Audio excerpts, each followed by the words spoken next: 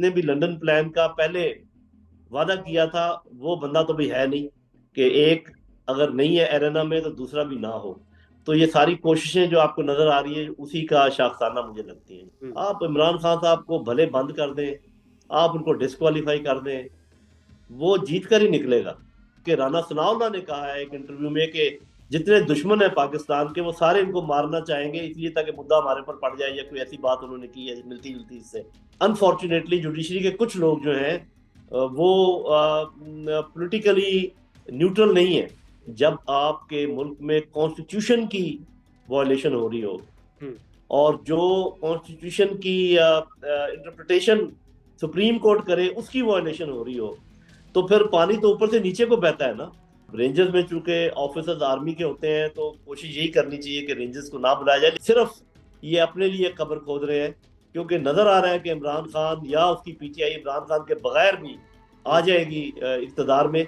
तो फिर ये अपने खोदे हुए गढ़ों में गिरेंगे। ये कुल्ज़म खून है जिसके अंदर हम बहुते खा रहे हैं।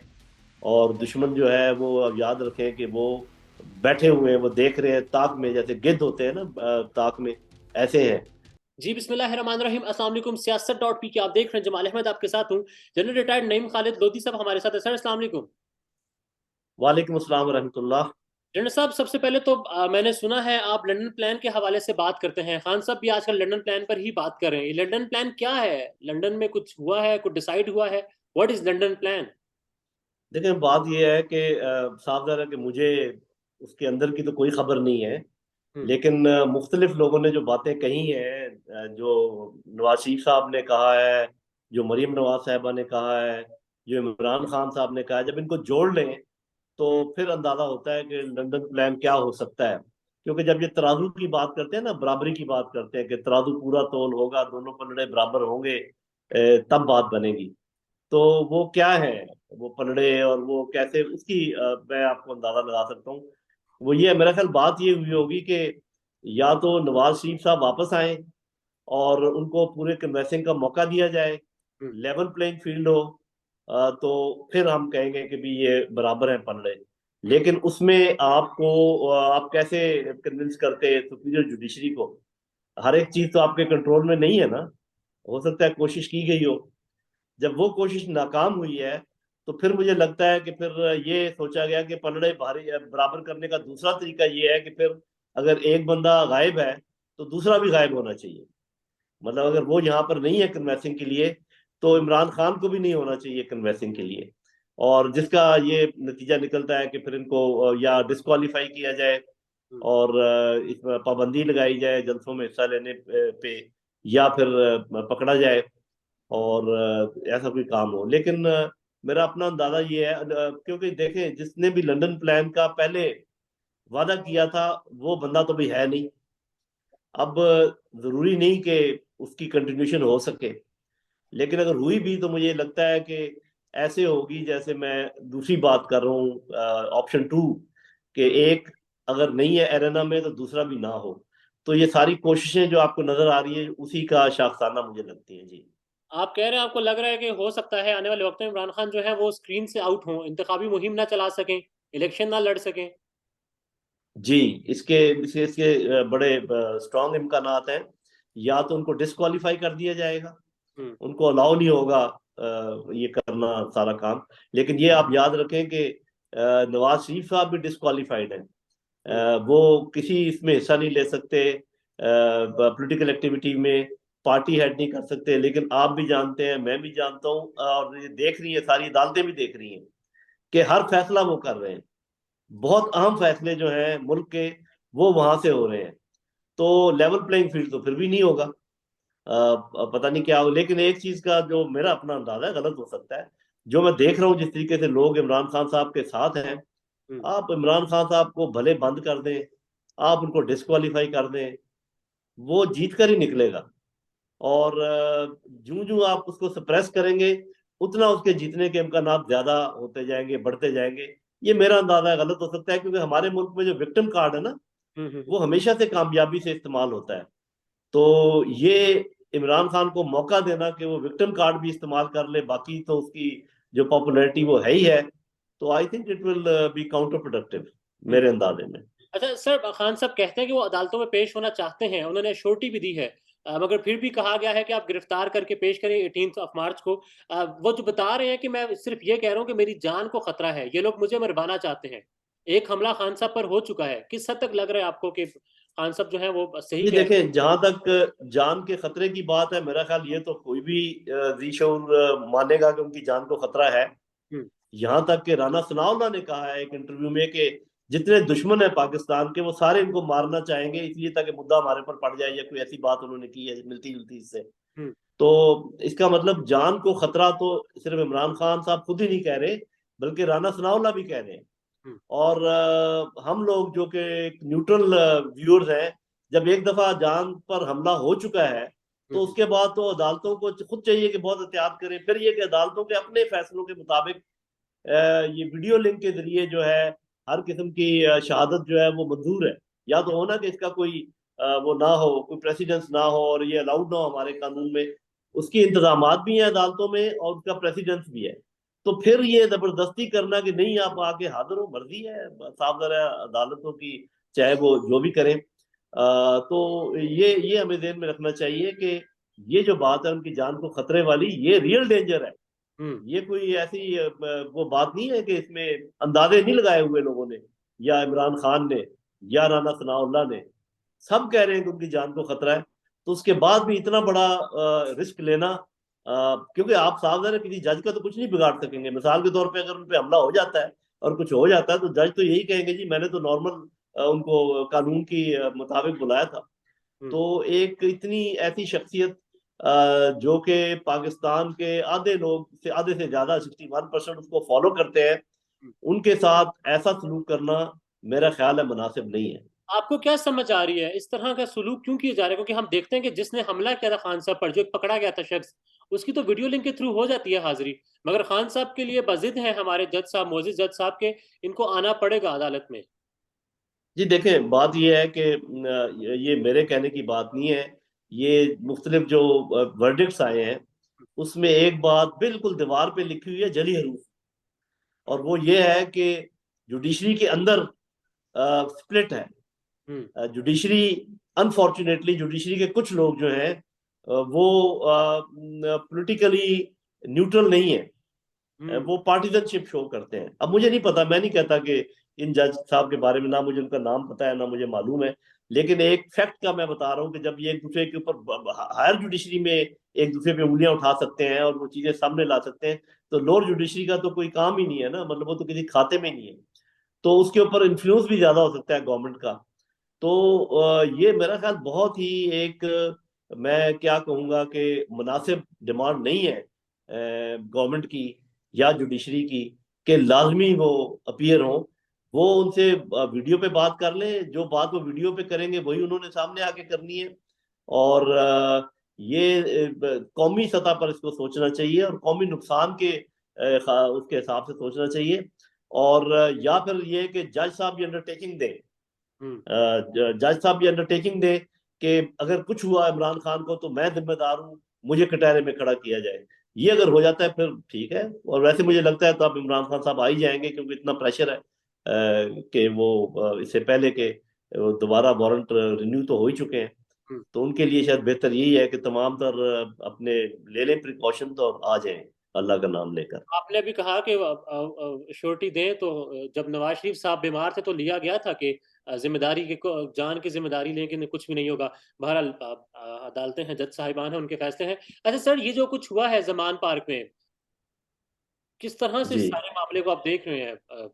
कारकुनान जी थे। देखें, ये एक कानूनी तौर पे तो गलत ही हुआ है, इसमें कोई शक नहीं है कि गो के वो इमरान खान साहब कहते हैं कि मेरा कंट्रोल नहीं था अपने लोगों के ऊपर।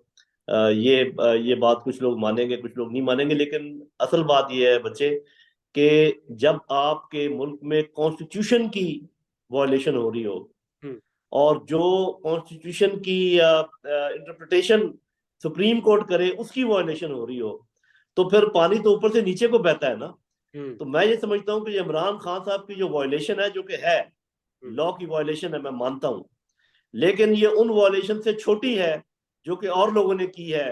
कॉन्स्टिट्यूशन की वॉयलेशन के 90 दिन के अंदर अंदर इंतखाबात होने चाहिए, उसको वॉयलेट किया गया है। हम्म। और जो इंटरप्रिटेशन दी है सुप्रीम कोर्ट ने, उसको वॉयलेट किया गया है।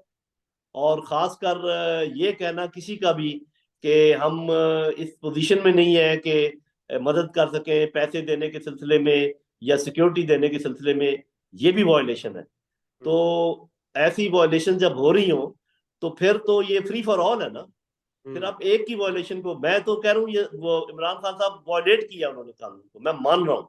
लेकिन साथ ही आपके व्यूअर्स के लिए ये भी बता रहा हूँ कि जो बाकी लोग वॉयलेट कर रहे हैं उनका क्या बनेगा। तो हम्म। या तो सबको लेकर आए जो भी वॉयलेट कर रहा है, और जो वॉयलेट नहीं कर रहा वो ठीक है, वो कह सकता है कि जी इमरान खान साहब को पकड़े या कुछ करे।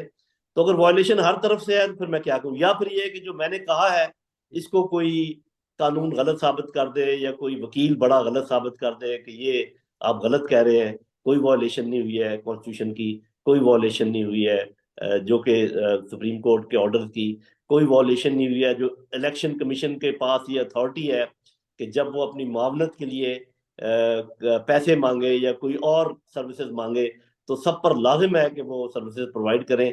कोई बहाना उसमें नहीं दिया हुआ कॉन्स्टिट्यूशन में कि इस सूरत में ये नहीं हो सकेगा। क्या जो मिसाल के तौर पे पैसे नहीं है आज, तो क्या गारंटी है कि आपके पास अक्टूबर में पैसे होंगे? कोई मुझे बताए कि ये गारंटी है जी हमारे पास कि अक्टूबर में पैसे होंगे, या जो लॉ एंड ऑर्डर की सिचुएशन है वो अक्टूबर में आज से बेहतर होगी। ये कोई यहाँ पर नजूमी तो नहीं बैठे हुए। तो मेरा ख्याल है कि इलेक्शन हर हालत में होने चाहिए। अफगानिस्तान में जंग के दौरान 2 दफा इलेक्शन हुए हैं, तुर्की में आज इलेक्शन हो रहे हैं, इतने वहां पर जल्जले आए हैं और कितने लोगों की वहां पर कितनी इमरजेंसी की सूरत हाल है। 70 में पाकिस्तान में इलेक्शन हुए थे जबकि हालात बहुत नासाजगार थे। तो ये तो कोई बहाना नहीं बनता मेरी नजर में, जब मैं हिस्ट्री को देखता हूँ, जब मैं दाएं बाएं ज्योग्राफिकल और कंट्रीज को देखता हूँ। अच्छा, अब सर पुलिस तो थी मगर फिर रेंजर्स जो है वो आवाम के सामने आई है। कितना बड़ा ये एक मूव था हुकूमत की जानिब से आवाम और रेंजर्स को सामने ले आना। जी मुझे नहीं पता वो किस हद तक सामने है, मौजूद तो थे, ये मुझे भी मालूम है इस बात का। और रेंजर्स में चूंकि ऑफिसर्स आर्मी के होते हैं तो कोशिश यही करनी चाहिए कि रेंजर्स को ना बुलाया जाए, लेकिन चूंकि वो इंटीरियर मिनिस्ट्री के अंडर हैं तो वो बुला सकते हैं। इससे ज्यादा जो चीज अहम है वो ये है कि इतनी पुलिस होने के बावजूद ये काम हुआ क्यों नहीं। हम्म। तो इसके मैं सिर्फ एक लफ्ज बोलूंगा, एक जुमला, मेरा नहीं ख्याल कि पुलिस वाले दिल से उनको पकड़ना चाह रहे थे। हम्म। ठीक है। अच्छा सर, मैं एतजाज एहसन साहब को सुन रहा था, वो ये कह रहे थे कि वारंट की तकमील करवाने के लिए जो कुछ हो रहा है, कानूनी, अगर कानून को लागू करने के लिए ओवर रिएक्ट किया जाए तो ये गैर कानूनी होता है। वो ये कह रहे थे कि सब ओवर रिएक्ट किया गया है, गोया ये सब कुछ गैर कानूनी हो रहा है। जी अगर वो कह रहे हैं तो मैं कौन होता हूँ उसको निगेट करने वाला। वो आपको पता है कि सफ़े अव्वल के हमारे वकील हैं पाकिस्तान के, तो उनके तो मैं तायद के अलावा और कुछ नहीं कर सकता। ठीक है, आखिर में बस ये बता दीजिए कि इन तमाम तर हालात में इस्टेब्लिशमेंट कहाँ पर खड़ी आपको नजर आ रही है? इस्टेब्लिशमेंट किरदार अदा कर सकती थी, किया है, करेगी? जी मेरा ख्याल है करना चाहिए, और एस्टेब्लिशमेंट जरूर ये बात सोच रही होगी। मुझे इस बात का काफी हद तक यकीन है। और एस्टेब्लिशमेंट अकेली अगर ये काम नहीं कर सकती तो मैं सजेस्ट करूंगा कि चीफ जस्टिस को साथ ले लें, या चारों चीफ जस्टिस और सुप्रीम कोर्ट के चीफ जस्टिस को ले लें, और साथ प्रेसिडेंट ऑफ पाकिस्तान प्रेसिडेंसी में बैठकर ये मामला हल कर लें।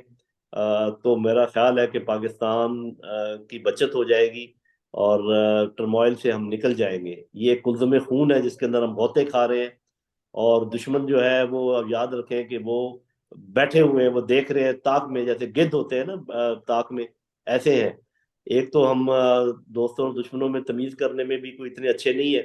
लेकिन चले जो भी है, अंदरूनी तौर पे अगर हमने ये पैचअप ना किया इस वक्त तो हालात बहुत खराब हो सकते हैं, चाहे कसूर किसका भी है। हम्म। मैं ये नहीं कहता कि कसूर इमरान खान का ज्यादा है या पीडीएम का ज्यादा है, जिसका भी कसूर है, मुल्क को बचाने के लिए ये तीनों बड़े जो हैं जिनका मैंने जिक्र किया है, supreme court, president of Pakistan, chief of army staff, they have a role to play and they must do that.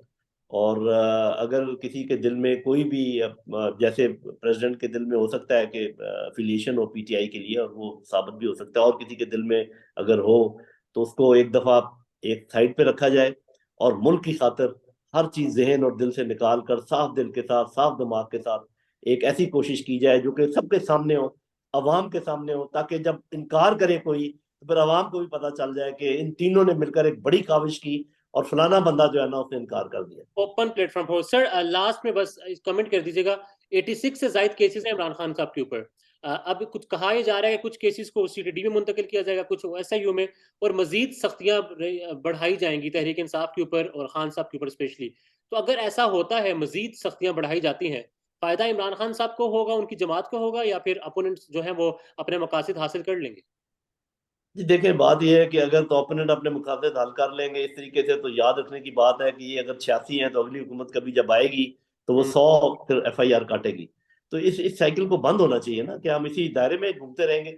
ये तो किसी भी जी शऊर शख्स से पूछने वो कहेगा ये कौन सा तरीका है कि एक पॉलिटिकल, बड़े पॉलिटिकल आदमी के खिलाफ आप इतने काट दें, आप 3-4 बड़े बड़े एफआईआर काट देना, मुकदमे दायर कर लेना, बस वो काफी है। देखें, अब ये जो तोशा खाना वाला मुकदमा तो अपनी हवा उसमें से निकल गई। कोई किसी को इस पर ज्यादा तबसरा करने की जरूरत नहीं है। बाकी फ्रोई मुकदमे इधर के उधर के, सिर्फ ये अपने लिए कब्र खोद रहे हैं, क्योंकि नजर आ रहा है कि इमरान खान या उसकी पीटीआई इमरान खान के बगैर भी आ जाएगी इक्तदार में, तो फिर ये अपने खोदे हुए गढ़ों में गिरेंगे। अगर आज 84 हैं तो फिर 90 होंगे, और मैं दुआ करता हूं कि ये साइकिल खत्म हो, क्योंकि जब तक ये चलता रहेगा पाकिस्तानी अवाम को कुछ नहीं मिल पाएगा। सर नईम साहब, thank you so much. General साहब, थैंक यू सो मच।